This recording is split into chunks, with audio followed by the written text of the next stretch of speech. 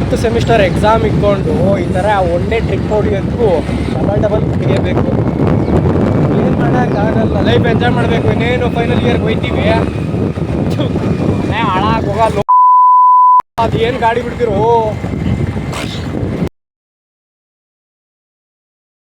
ಎಕ್ಸಾಮ್ಗೆ 5 ದಿನ ರಜಾ ಕೊಟ್ಟರು ಅಷ್ಟೇ, 50 ದಿನ ರಜಾ ಕೊಟ್ಟರು ಅಷ್ಟೇ. ನಾವು ಓದ್ಕೊಳ್ಳೋದು ಎಕ್ಸಾಮ್ ಹಿಂದಿನ ದಿನನೇ. ನಾವು ಹಂಗೆ ಸೆಕೆಂಡ್ PUC ಇಂದ ಹಿಂಗೋದೆ ಫಸ್ಟ್ 75% ಮೇಲೆ ಬರ್ತೈತೆ. ಇದೆ ಇಲ್ಲೊಂದು ಸಮಸ್ಯೆ ಖಂಡಿತ ಇದೆ.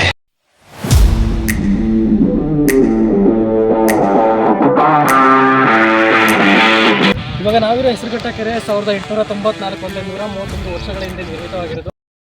ಇವಾಗ ನಾವಿರೋದು ಬೆಂಗಳೂರಿಂದ 27 ಕಿಲೋಮೀಟರ್ ನಾರ್ತಲ್ಲಿರೋ ಹೆಸರುಘಟ್ಟ ಕೆರೆಗೆ ಬಂದಿದ್ದೀವಿ. ಈ ಕೆರೆ ಒಂದಾನೊಂದು ಕಾಲದಲ್ಲಿ ಸುಮಾರು ವರ್ಷಗಳ ಕಾಲ ಬೆಂಗಳೂರಿನ ಹಲವಾರು ಭಾಗಗಳಿಗೆ ನೀರು ಸರಬರಾಜು ಮಾಡಿತ್ತು ಅಂತ ಕೇಳೋದಕ್ಕೆ ತುಂಬ ಖುಷಿಯಾಗುತ್ತೆ. ಈ ಹೆಸರುಘಟ್ಟ ಕೆರೆ ಇತಿಹಾಸ ನೋಡೋದಾದರೆ 1532ರಲ್ಲಿ ನಿರ್ಮಾಣವಾಗಿದೆ ಅಂತ ಹೇಳ್ತಾರೆ. ಆದರೆ ನನ್ನ ಒಂದು ರಿಸರ್ಚ್ ಪ್ರಕಾರ ಅದರಲ್ಲಿ ಮೆನ್ಷನ್ ಆಗಿರೋದು ಅದೇ 1532ರಲ್ಲಿ ನಿರ್ಮಿತವಾಗಿರುವ ಕೆರೆ ಇದಾಗಿದೆ. ಅಲ್ಲದೆ ಇದ್ರ ಒಳಗಡೆ ಹರಿತಿರುವ ನದಿಯ ಮೂಲ ಅರ್ಕಾವತಿ ನದಿ ಆಗಿದೆ. ಸೊ ಅರ್ಕಾವತಿ ನದಿ ಎಲ್ಲ ಕಡೆ ಹರಿದುಕೊಂಡು ಬಂದು ಇಲ್ಲಿ ಒಂದು ಮೂಲವಾಗಿ ಆಗಿದೆ. ಅಲ್ಲದೆ 100 ವರ್ಷಗಳ ಕಾಲ ಈ ಅರ್ಕಾವತಿ ನದಿಯ ನೀರೇನಿದೆ ಬೆಂಗಳೂರಿನ ಹಲವಾರು ಭಾಗಗಳಿಗೆ ಕುಡಿಯುವ ನೀರಿನ ಸೌಕರ್ಯ ಒದಗಿಸಿತ್ತು ಆಗಿನ ಕಾಲದಲ್ಲಿ. ಆ ಒಂದು ಕೆರೆ ಹತ್ರ ಬಂದಿದ್ದೀವಿ. ಆಲ್ಮೋಸ್ಟ್ ಆಲ್ ಈ ಹೆಸರುಘಟ್ಟ ಕೆರೆ ಹತ್ರ ಏನಿದೆ, ಆಲ್ಮೋಸ್ಟ್ ಆಲ್ ಎಷ್ಟೊಂದು ಶೂಟಿಂಗ್ಗಳು ನಡೆದಿದೆ. ಸೊ ನೀವು ನನ್ನ ಹಿಂದೆ ನೋಡ್ತಿರೋದು ಕಿರಿಕ್ ಪಾರ್ಟಿ ಫಿಲಮಲ್ಲಿ ಒಂದು ಸೀಕ್ವೆನ್ಸು, ಅದನ್ನು ಅಟ್ಯಾಚ್ ಮಾಡ್ತೀನಿ ನೋಡ್ಕೊಳ್ಳಿ. ಆ ಸೀಕ್ವೆನ್ಸ್ ನಡೆದಿರೋ ಜಾಗ ನಾನು ಹಿಂದೆ ಕಾಣ್ತಿದ್ದಿಲ್ಲ, ಎಕ್ಸಾಕ್ಟಾಗಿ ಅದೇನೆ. ರಾಮ ಸೇತುವೆ ಇಂದು ನಾನು ಪುನಃ ಕಟ್ಟುವೆ, ಕಪಿ ಸೇನೆಯು ನನ್ನದೊಂದಿದೆ.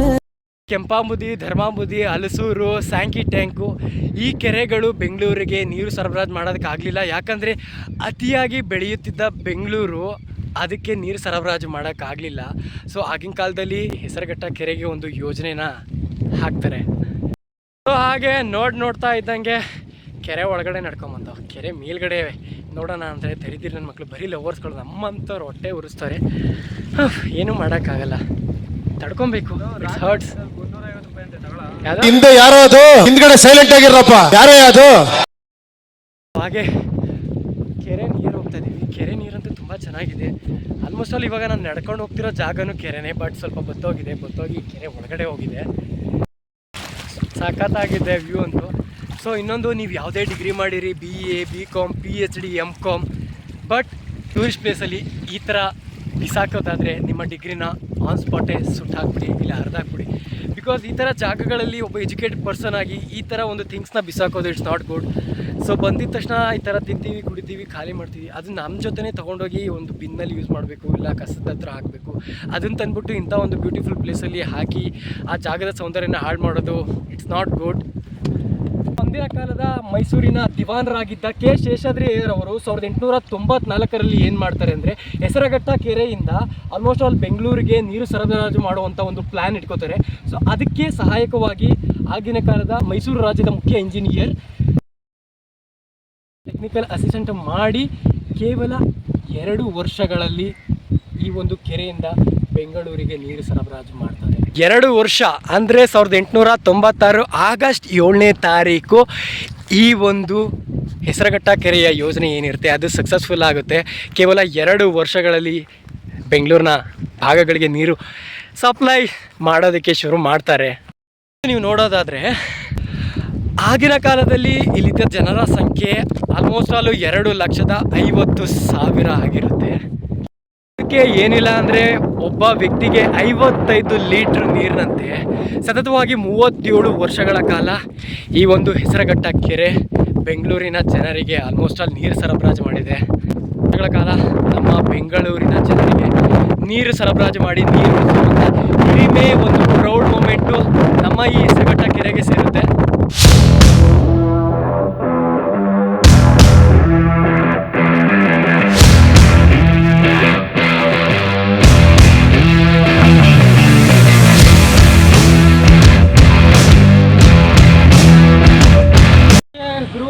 ಸೊ ಹೆಸರುಘಟ್ಟದಿಂದ ಅಂದಾಜು 6 ರಿಂದ 7 ಕಿಲೋಮೀಟರು.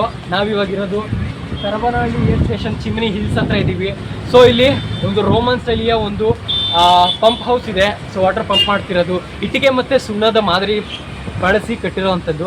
ಸೊ ಅದು ನಾವು ನೋಡ್ಕೊಂಬರೋಣ ಬನ್ನಿ. ಇದು ದೊಡ್ಡದಾಗಿ ಗಡಿ ಹಾಕೋರೆ, ಗಡಿಯನ್ನು ಬಲಗಾಲಿಟ್ಟು ಹಿಂಗೆ ದಾಟ್ಕೊಂಡು ಹೋಗೋದ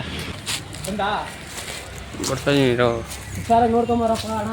ಬುದ್ಧಿಯಾ ಇವಾಗ ನೋಡ್ತಾ ಇರೋದು ಇದೇ ಒಂದು ರೋಮನ್ ಚಾನಲ್ಲು, ಆಗಿನ ಕಾಲದ್ದು ಬಿಲ್ಡ್ ಆಗಿರೋದು ವಿಶ್ವೇಶ್ವರಯ್ಯವರ ಕಾಲದಲ್ಲಿ.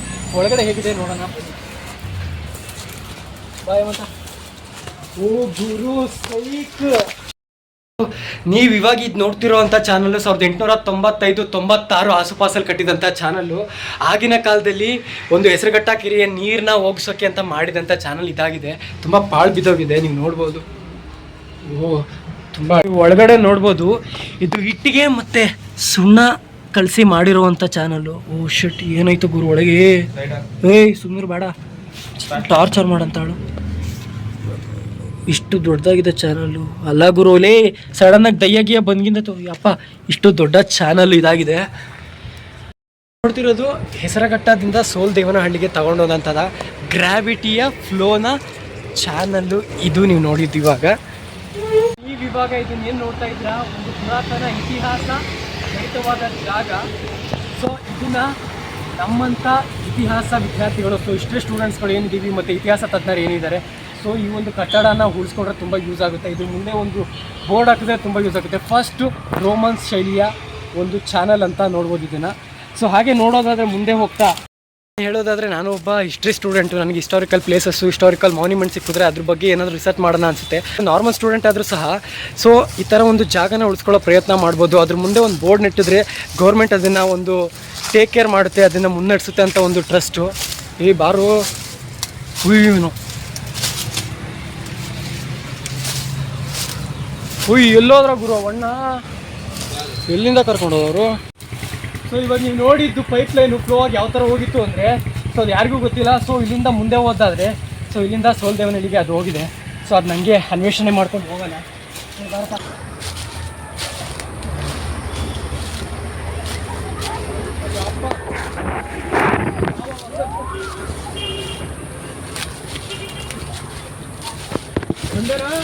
ಹಾಂ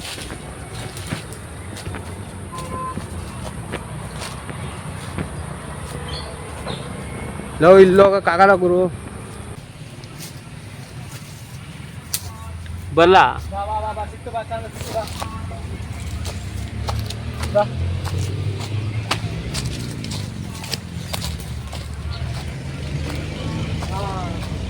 ಫೈನಲಿ ಅಂತ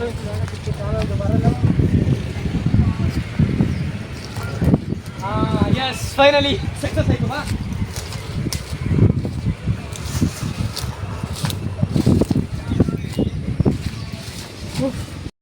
ಶೇಷಾದ್ರಿ ಅಯ್ಯರು, 10ನೇ ಚಾಮರಾಜೇಂದ್ರ ಒಡೆಯರು, ಸರ್ ಎಂ ವಿಶ್ವೇಶ್ವರಯ್ಯ. ಸೊ ಅಂಥ ಮಹಾನ್ ವ್ಯಕ್ತಿಗಳನ್ನ ನೆನೆಸ್ಕೊಬೇಕು. ಯಾಕಂದರೆ ಈ ಥರದೊಂದು ನಮಗೆ ಕೊಡುಗೆನ ನೀಡಿದ್ದಾರೆ.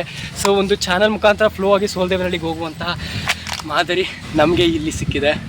ಸರ್ ಎಂ ವಿಶ್ವೇಶ್ವರಯ್ಯವರು, 10ನೇ ಚಾಮರಾಜೇಂದ್ರ ಒಡೆಯರು, ಕೆ ಶೇಷಾದ್ರಿ ಅಯ್ಯರವರು. ಸೊ ನಮಗೆ ಇದನ್ನೆಲ್ಲ ಮಾಡಿ ಕುಟ್ಟಿ ಹೋಗಿರೋದಕ್ಕೆ ಇರುವಂತಹ ಕುರುಹುಗಳು. ಸೊ ಇವುಗಳನ್ನ ಉಳಿಸ್ಕೊಬೇಕು. ಮನೇಲಿ ವಯಸ್ಸಾದ ತಂದೆ ತಾಯಿಗಳನ್ನ ನಾವು ಯಾವ ಥರ ನೋಡ್ಕೋತೀವಿ, ಸೊ ಅದೇ ರೀತಿ ಈ ಒಂದು ಹಳೆಯ ಸ್ಮಾರಕಗಳ, ಸೊ ಹಳೇದು ನಮ್ಗೆ ಉಪಯೋಗ ಆಗುವಂಥದ್ದನ್ನ ನೋಡಿಕೊಂಡ್ರೆ ತುಂಬ ಒಳ್ಳೆಯದಾಗುತ್ತೆ.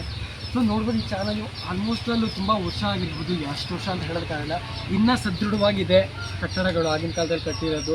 ಸೊ ಒಂದು ಚಾನಲ್ ಮುಖಾಂತರ ಈ ಚಾನಲಿಂದ ಅಲ್ಲಿಂದ ಹೋಗಿ ಸೋಲ್ದೇವನಹಳ್ಳಿಗೆ ಹೋಗ್ತಿತ್ತು. ಸೊ ಸಾಧ್ಯವಾದರೆ ಇವಾಗ ಸೋಲ್ದೇವನಹಳ್ಳಿ ಹತ್ರ ಇರುವ BWB ಆಫೀಸ್ ಹತ್ರ ಹೋಗೋಣ. ಅಲ್ಲಿ ಚಾಮರಾಜೇಂದ್ರ ವಾಟರ್ ವರ್ಕ್ ಇದೆ. ಸೊ ಸಾಧ್ಯವಾದರೆ ಅಲ್ಲಿ ಎಕ್ಸ್ಪ್ಲೋರ್ ಮಾಡೋಣ. So again back to Soladevanahalli. ಹೆಜ್ಜೆ ಹಾಕಿ ಹೊರಟ ನಮಗೆ ಕಂಡದ್ದು 2 ದೈತ್ಯಾಕಾರದ ಬಾಗಿಲುಗಳು. ನೀವು ಇದೀಗ ನೋಡ್ತಾ ಇರೋದು ಭಾರತದ ಮೊದಲ pumping station Chamarajendra water work. ಒಳಗಡೆ ಹೋಗಿದ ತಕ್ಷಣ ನಮ್ಮ ಕಣ್ಣಿಗೆ ಬಿದ್ದದ್ದು ನಮ್ಮ 10ನೇ ಚಾಮರಾಜೇಂದ್ರ ಒಡೆಯರ್, ಇಂದಿರಾ ಗಾಂಧಿ ಮತ್ತು ಸರ್ ಎಂ ವಿಶ್ವೇಶ್ವರಯ್ಯ ಅವರ ಫೋಟೋ. ಅವ್ರಗಳ ಫೋಟೋಗೆ ನಮಸ್ಕಾರ ಹಾಕ್ಕೊಂಡು ನಾವು ಹಾಗೆ ಒಳಗಡೆ ಹೋದವು. ಒಳಗಡೆ ಹೊರಟ ನಮಗೆ ಅಚ್ಚರಿ ಕಾದಿತ್ತು. ಯಾಕಂದರೆ ಈಗ ನೋಡ್ತಾ ಇರೋದು ಅತ್ಯಂತ ಹಳೆಯದಾದ 1896ರಲ್ಲಿ ಕಟ್ಟಿದ ಪಂಪಿಂಗ್ ಸ್ಟೇಷನ್ ಇದಾಗಿದೆ. ಸೊ ನೀವೊಂದು ಥಿಂಕ್ ಮಾಡ್ಬೋದು, 1905ರಲ್ಲಿ ಏಷ್ಯಾಗೆ ಫಸ್ಟ್ ಟೈಮ್ ವಿದ್ಯುತ್ ಇಂಟ್ರೊಡ್ಯೂಸ್ ಆಯಿತು, ಮತ್ತು ನೀರನ್ನು ಇಲ್ಲಿಂದ ಹೇಗೆ ಪಂಪ್ ಮಾಡ್ತಾಯಿದ್ರು ಅಂತ. ಸೊ ಓಕೆ, ಹೆಸರುಘಟ್ಟದಿಂದ ನೀರೇನೋ ಇಲ್ಲಿಗೆ ಬಂತು.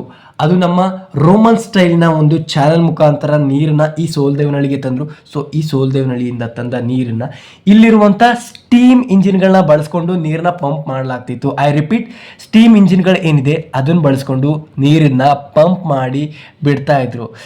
ಆಗಿನ ಕಾಲದ ಈ ಥರ ಮಷಿನ್ಗಳು ನೋಡೋಕ್ಕೆ ತುಂಬ ಖುಷಿ ಆಗ್ತಿದೆ. ನೋಡ್ರಿ, ಹಳೆ ಎಷ್ಟು ಆ್ಯಂಟಿಕ್ ಪೀಸಸ್ ಅಲ್ವಾ ಇದು. ಬಂದಿದ ತಕ್ಷಣ ಗೇಟ್ ಹಾಕಿತ್ತು, ಪರ್ಮಿಷನ್ ಕೇಳಿದೆ, ಒಕ್ಕೋರಿಗೆ ಆ ಥರ ಬಿಡಲ್ಲ ಹಂಗೆ ಹಿಂಗೆ ಅಂದರು. ನಾನು ತಲೆ ಉಪಯೋಗಿಸಿ ನನ್ನ ಕಾಲೇಜ್ ID ಕಾರ್ಡ್ ತೊಗೊಂಬಂದಿದ್ದೆ ಸೇಫರ್ ಸೈಡ್ಗೆ. ಸೊ ಒಳಗಡೆ ಅಲೋ ಮಾಡಿದ್ರು. ನಾನು ಮಾಡ್ತಿರೋದು ಒಂದು ಒಳ್ಳೆ ಗುಡ್ ಇಂಟೆನ್ಷನ್ಗೋಸ್ಕರ, ಇರೋ ವಿಚಾರ ತಿಳಿಸ್ಬೇಕು. ಈ ಥರ ಮಾನ್ಯುಮೆಂಟ್ ಪ್ಲೇಸಸ್ಗಳಿದ್ದಾಗ ಅದನ್ನು ಸೇಫ್ ಮಾಡಬೇಕು. ಸೊ ಅಲ್ಲಿ ಒಳಗಡೆ ಜಾಸ್ತಿ ನಾನು ಎಕ್ಸ್ಪ್ಲೇನ್ ಮಾಡೋದಕ್ಕಾಗಲಿಲ್ಲ. ಸೊ ಬಿಕಾಸ್ ಈ ಥರ ಇತ್ತು, ವೀಡಿಯೋ ಮಾಡ್ಕೊಂಬಂದೆ. So one of the best memory.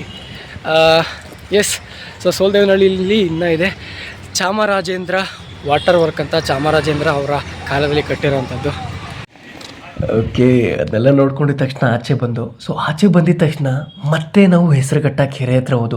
ಯಾಕಂದರೆ ಆಗಿನ ಕಾಲದಲ್ಲಿ ಕೆರೆ ಕೋಡಿ ಏನಾದರೂ ಹೊಡೆದ್ರೆ ಯಾವ ರೀತಿ ಕಂಟ್ರೋಲ್ ಮಾಡ್ತಾಯಿದ್ರು.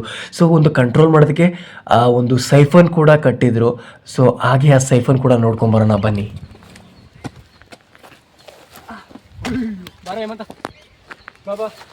ಬರಲೇ ಏ ಬಾರೋ ಕೈ ಕೊಡು, ಹಂಗೆ ಬಟ್ಟೆ ಗಬ್ಬಿಡ್ಸ್ಕೊಂಡು ಕೈ ಕೊಡು. ಇಲ್ಲ ಅಲ್ಲತ್ತತಿ ನೋಡು, ಅಲ್ಲಿ ಮೇಲೆ ಬರೋಕ್ಕಾಗಲ್ಲ ಗುರು, ಕೆಳಗಡೆ ಪ್ರಪಾತ.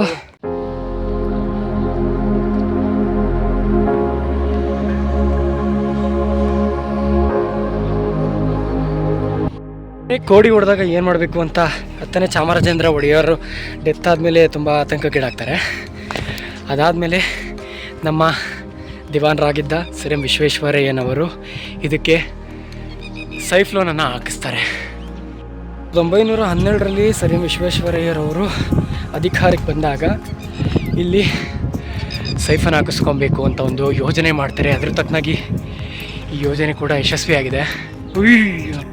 ನಾನು ನಿಂತಿರೋದು ಭಾರತದ ಮೊಟ್ಟ ಮೊದಲ ವಾಲ್ಯೂಟ್ ಸೈಫನ್ನು ನೀವು ನೋಡ್ತಿರೋದು. ರಿಪೀಟ್ ಮಾಡ್ತಾ ಇದ್ದೀನಿ, ಇದು ಭಾರತದ ಮೊಟ್ಟ ಮೊದಲ ವಾಲ್ಯೂಟ್ ಸೈಫನ್ ನೀವು ನೋಡ್ತಾ ಇರೋದು. ವಿಶ್ವೇಶ್ವರಯ್ಯರು ಆಗಿನ ಕಾಲದಲ್ಲಿ ಸೈಫನ್ ಏನೋ ಹಾಕ್ತಾರೆ, ಆದರೆ ಕೆರೆ ಕೋಡಿ ಹರಿದು ಬಿದ್ದಂಥ ಸಂದರ್ಭದಲ್ಲಿ ಏನಾಗುತ್ತೆ ಅಂದರೆ, ಒಂದು ಇಮೇಜ್ ಇದೆ ಆಗಿನ ಕಾಲದಲ್ಲಿ ಕೋಡಿ ಹರಿದಿರೋವಂಥದ್ದು. ಆ ಇಮೇಜ್ ಪ್ಲೇಸ್ ಮಾಡ್ತೀನಿ ನೋಡಿ. ಎಲ್ಲ ನೋಡಿದ್ರಿ. ಸೊ ಕೋಡಿ ಹರಿದಾಗ ನೀರು ಹೊರಗಡೆ ಹೋಗಬೇಕಿತ್ತು. ಹೊರಗಡೆ ಹೋಗೋ ಸಮಯದಲ್ಲಿ ಸೌಂಡ್ ಯಾವ ಥರ ಬರ್ತಿತ್ತು ಅಂದರೆ, ದೊಡ್ಡದಾಗಿ ರಾಕ್ಷಸನ ಥರ ಸೌಂಡ್ ಮಾಡ್ತಾಯಿತ್ತು. ಆಗಿನ ಕಾಲದಲ್ಲಿ ಅದು ಊರಿನ ಪ್ರಾಂತ್ಯದಲ್ಲೆಲ್ಲ ಕೇಳಿಸಿತ್ತು. ಸೊ ಅದಕ್ಕೆ ಈ ಒಂದು ಕೆರೆಗೆ ರಾಕ್ಷಸ ಕೆರೆ ಅಂತ ಕೂಡ ಕರೀತಾರೆ. ಓಕೆಪ್ಪ ಬರಲ್ಲ, ಹಂಗೆ ಒಂದ್ಲೈ. ಅಯ್ಯೋ ಕಾಲೆಲ್ಲ ನಡುಗ್ತೈತೆ, ಯಾಕಾದ್ರೂ ಹೊತ್ತು ನಾಳಿಂದ ಬಿದ್ದಿದ್ದಿದೆ. ಹುಷಾರಾಗಿ ಇಳಿಯೋ, ನಿಮ್ಮಮ್ಮ ನನ್ನ ಹಿಡ್ಕೊಂಡವ್ರು ಹೇಳಿ ಕೇಳಿ ಕರ್ಕೊಂಡೋದ ಅಂತ. ನಡುಗ್ತೈತೆ ಗುರು. ಆಗಿನ ಕಾಲದಲ್ಲಿ ಜಮಾನದಲ್ಲಿ ಹಿಂಗೆ ಕಟ್ಟೋರೆ. ಇಷ್ಟು ದೊಡ್ಡ ಸೈಫೋನು ಗುರು ಇದು. ಅದು ಅಲ್ಲದೆ 131 ವರ್ಷದ ಹಿಂದೆ ಕಟ್ಟಿರೋದು. I'll be the last one left when the lights go out. I'm down to one last breath, but I can't stop now. We all fall down sometimes, yeah, but that's ಇವನು ನನ್ನ ಫ್ರೆಂಡ್ ಏಮಂತ. ನಾನು ಯಾವುದೇ ಒಂದು ಒಳ್ಳೆ ಕೆಲಸ ಮಾಡಿದ್ರೆ ನನ್ನ ಜೊತೆ ಇದ್ದೇ ಇರ್ತಾನೆ. ಇವತ್ತು ಬಾಮಚ್ಚ ಏನು ಹೇಳಿದೆ ಕೇಳಿದೆ ಬಂದವನೇ. ತುಂಬ ಒಳ್ಳೆಯವನು, ತುಂಬ ಸಪೋರ್ಟಿವು, ಯಾವಾಗಲೂ ಬೆನ್ನೆಲುಬಾಗಿರ್ತಾನೆ. ಬಟ್ ನನ್ನಿಂದ ಪಾಪ ಕಾಲೇಜಲ್ಲಿ ನೋಟೆಡ್ ಆಗ್ತಾನೆ. ಥ್ಯಾಂಕ್ ಯು ಮಚ್ಚ. ಕೇಳಿದ ತಕ್ಷಣ ಬಂದಿದ್ದೀನಿ, ನಿಂಗೆ ಒಳ್ಳೆ ಅಡ್ರೆಸ್ ಇರಲಿ. ವೆಲ್ಕಮ್ ಅನ್ನೋ ಹೇಳೋ ಸೋಜನೇನೂ ಇಲ್ಲ, ಹೇಳೋದ್ಮೇಲೆ ಅದೇನಂತಾರ. ಸೊ ಇದಾಗಿತ್ತು ಇವತ್ತಿನ video. I hope like this. ಈ ವಿಡಿಯೋ ಇಷ್ಟ ಆದರೆ ಲೈಕ್ ಮಾಡಿ, ನಿಮ್ಮ ಫ್ಯಾಮಿಲಿ ಫ್ರೆಂಡ್ಗೆ ಶೇರ್ ಮಾಡಿ. So take care, tata, bye bye, see you. ಹಾಂ ಅದೇ ನಂದು ಅದೇನೆ. ಈ ಬಡತವಿಂದ ದೇಶ ಉದ್ಧಾರ ಆಯ್ತದ. ನಮ್ಮ ನಡೆ ಡೈರೆಕ್ಟ್ ಆಗಿ ಮನೆಯ ಕಡೆ. ಸೊ ನೆಕ್ಸ್ಟ್ ವಿಡಿಯೋದಲ್ಲಿ ಏನಾದರೂ ತೊಗೊಂಬರೋಕ್ಕೆ ಟ್ರೈ ಮಾಡ್ತೀವಿ. Tata, love you all.